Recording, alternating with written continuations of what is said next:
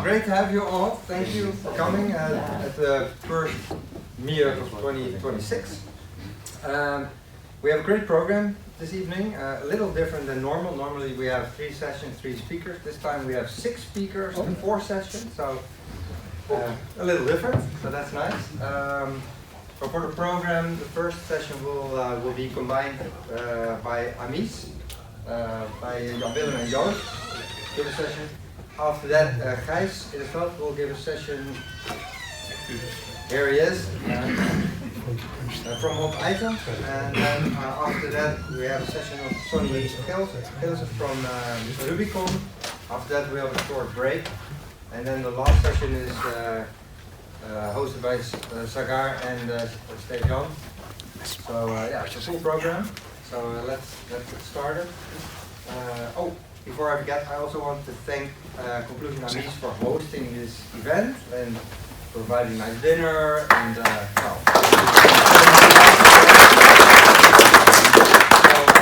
all right. What do you like? I have my slides in Dutch, so.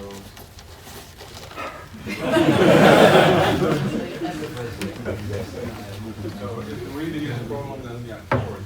It's the way it is. My talk will be about the energy net of the Netherlands, the electricity net, of course, not the gas and oil, because that's gone, old stuff. Electricity is the new stuff. Oil is no longer available. Well, yeah, you can see the price at the pump, then yeah, I agree. So that's my talk. It's about who are we? Marlijn already told you your conclusion, who's conclusion. 3,000 people in the Netherlands or the Benelux working for conclusion. We also have a part in Germany and Austria. We have some nearshoring, one-shoring in Iberia and South Africa. That's all I tell about conclusion. For the rest, we are just an IT provider, just like a lot of others. We are that. Who am I?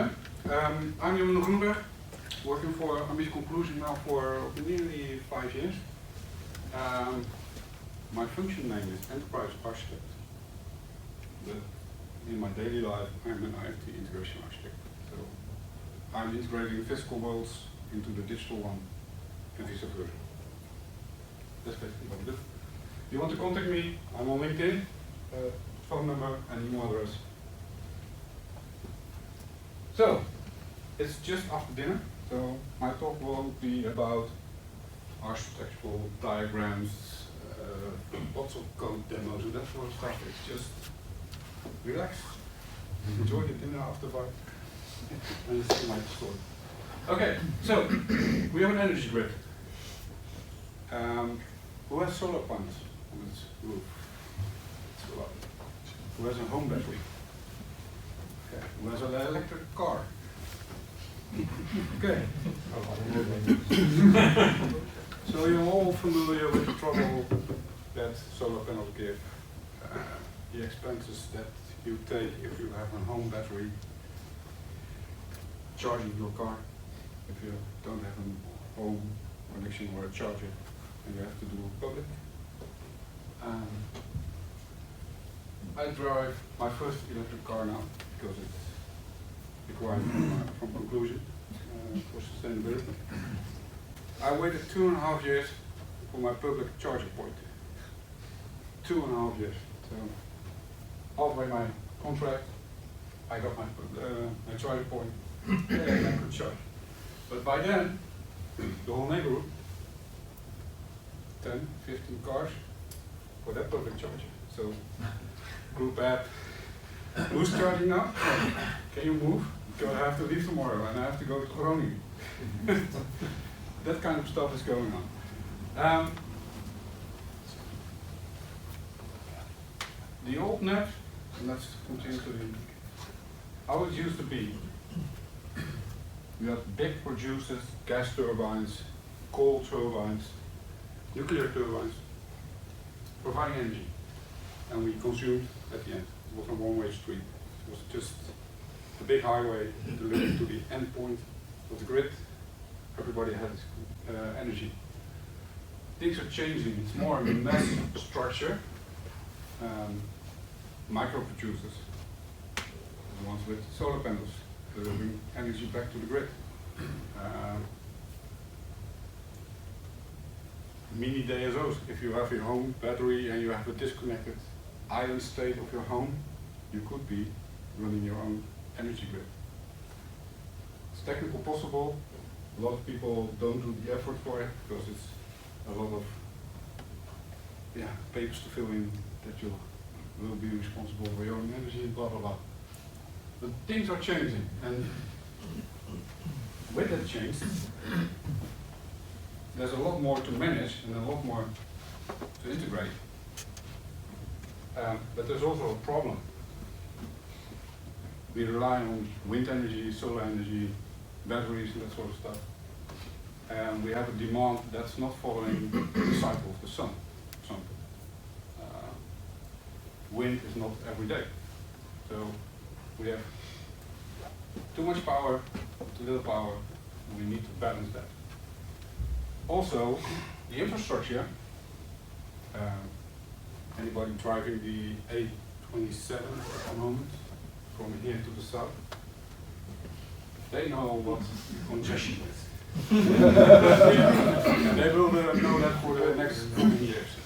But so do a lot of companies and industries that want to build a new location in the Netherlands and don't have any place on the grid. But if they have a place on the grid, then the power needs might be bigger than what can be delivered because the cables are not big enough and the stations are not big enough. So there's a lot of stuff going on. But still, this is all physical. This is nothing digital at the moment.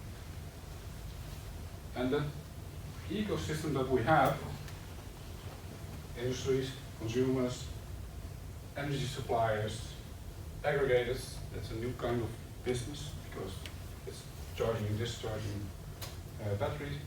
The BRPs, anyone knows what it is? No?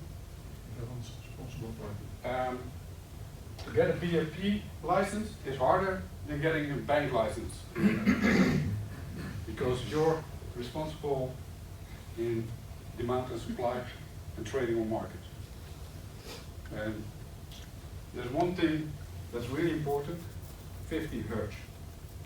If we don't keep that, the light will go up and we will be in black. So all this kind of consumers, producers, consumer producer, traders have to work together. And electricity is not like water. Water has a slow cadence, but electricity is boom, it's there, or it's not. So we have to integrate a lot of things, not physical, but also digital, because the switch turning off the light, for example, is now who has a home automation, goes away there, that's a lot of people, of course. Same goes for the substations. They are digitally remotely controlled. It's no longer that somebody pushes a handle to turn on or turn off a connection. There is one thing that's really separating the physical world and the digital world, and that's OT and IT.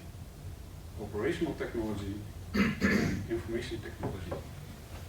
If you want to have two opposite worlds trying to work together and want to see a lot of tension and friction,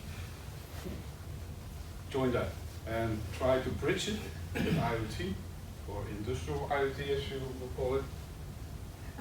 You have to talk a lot to the OT people, which are pretty stubborn and built to last. And the IT people, and even the new data analysts and that sort of stuff, and even the AI specialists, I want it now, and I want it 5 seconds ago. Can we change it? I need a new feature. Those kind of people don't integrate well. In the old days, batch was once a day, once a week, once a month was enough to have my information. Now, especially to keep the balance on the grid, we have real-time information. Milliseconds, seconds, 5 seconds. That's the kind of frequency we are talking about. But we have old stuff, because you build to last, and it will stay for 30 years, at least, you hope. But demand and supply are changing, so we need new stuff and that sort of stuff, and new digital integrations. This is what I said already, but one thing about the difference between IT and OT is an example that I use a lot. If you talk in OT about safety, is everybody gets home at night with all their limbs. Safety in IT, oh, make sure that we don't have a data leak. That's the difference. So, if you have that kind of perspective, you have to overcome a lot.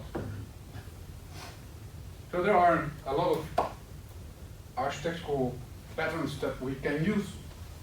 It's near real time, it's OT data, so it's IoT stuff. It's the physical world sending digital signals where we have to react on.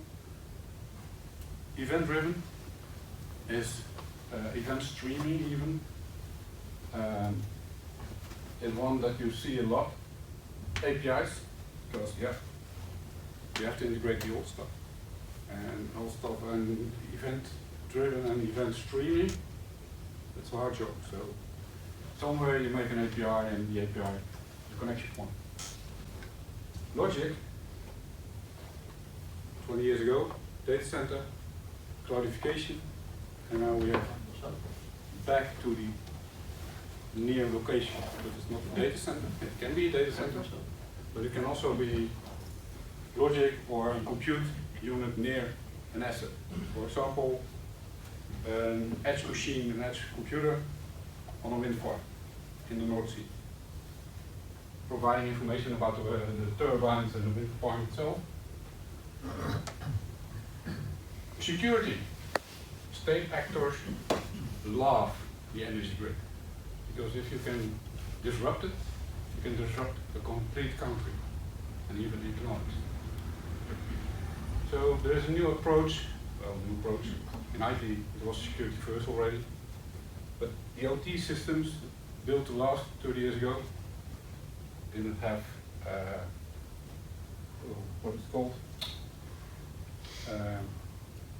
quantum computing safe certificates, for example, or hashing and cryptology that can stand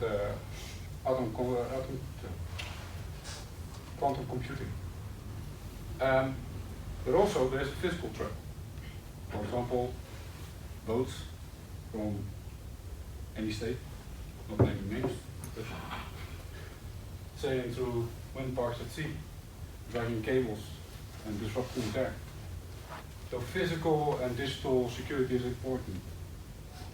The edge computing is basically what they call a pattern shift left, and that means that if you draw the drawing from edge to cloud and to consumers, the edge is most of the time at the left. So shift left means that more logic goes to the edge. That's basically where it comes from.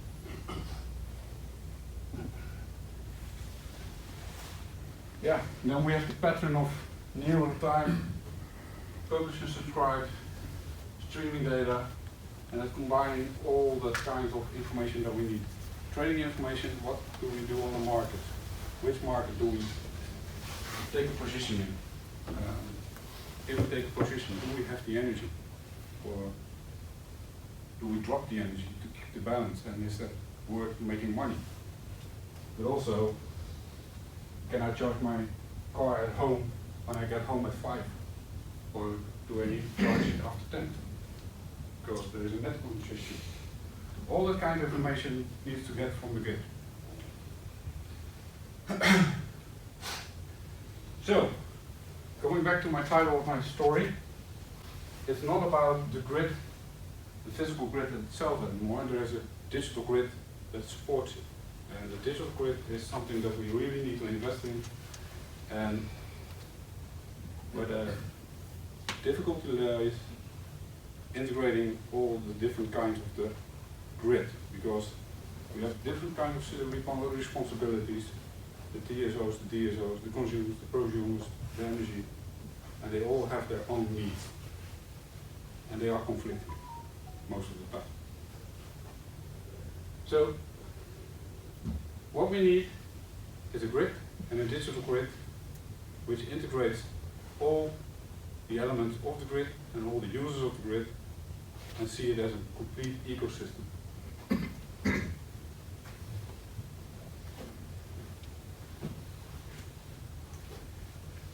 So, what does it mean? Well, what I said, it's not a loose end, it's not an island on itself, it's an ecosystem of users and producers. There needs some standardization in architecture. There is some, it's not enough, and the early adopters, going for the digital grid already, are ahead of the standards and have their own standards implemented. So we have a de facto standard and we have a formalized standard for them. The data on the grid and on the electricity on the grid is as important and as valuable as the electricity itself. Without we cannot do the digitalization, but without the digitalization we won't have an energy grid in the future. So, integrate is key. That's it.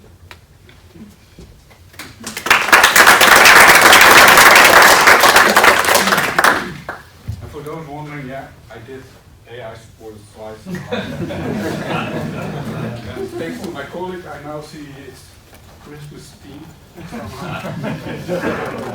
And once you see it, you can no longer want to see it. So. I have some examples that we do as AMIS to support this kind of integrations. We worked for 6 years, 7 years for Eneco.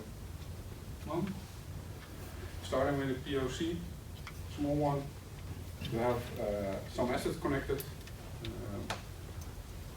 basically because there was a new energy legislation requiring that also heat grids, so warmtenet, should have smart meters and should be readable from distance and on a regular basis instead of once a year. From that, we grew till now above 100,000 devices connected, meaning heat pumps, charging points, batteries, solar parks, wind farms, prosumers, consumers, all connected and all just by Eneco. They were a head start 7 years ago. They are now in the next phase, creating a virtual power plant, which means that they can digitally allocate their energy supply and their energy needs and do trading in a smart way on that. And that's what we provide as a means the information for. Another one, anybody knows the trains, the NS. If you want to get out, you stop at a station. And if you're lucky, you can get a coffee or a newspaper to read if you're delayed again. But those locations, they use energy, but the NS also provides energy by solar panels on roofs. That's what stopped.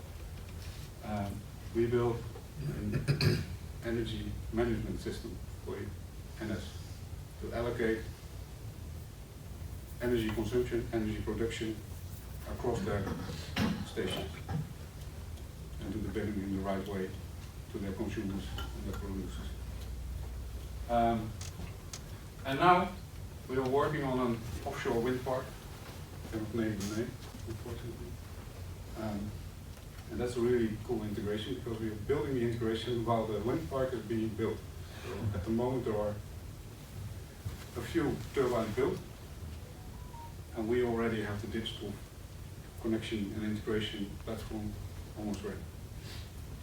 So that's some ease in the energy sector. We build our own management system for this building. Of course, yeah. Nice one. This location has Steden as a DSO.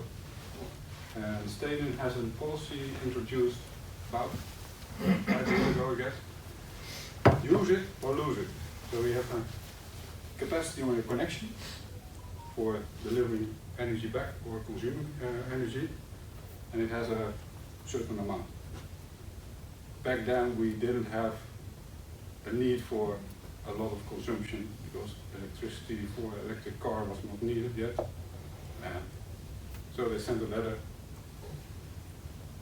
was landing somewhere on a desk, in a drawer, never known about it. So we introduced charging points, and we introduced more charging points, and we got a letter again from saying, hey, you're exceeding your consumption on your capacity. This is warning 1. 1 month later, warning 2. 1 month later, warning 3. Month 4, hey, we're gonna charge you because you use more than your capacity is. So there was a need to limit that, and also the other way around. If it's weekend here, we have a lot of solar partners, I think 208 or something like that, on the roof. So there's quite a capacity. But nobody's charging it because nobody's working here in the weekend. So all solar power in the summer is delivered back. Also there, first warning, second warning. We got that right before the third warning. So we save money, and we now do a simple, discrete logic to limit based on consumption of our charging points, based on the production of solar panels and the availability of our grid limit. That's basically what we did. Thank you very much. Questions? Any questions for Kevin? No?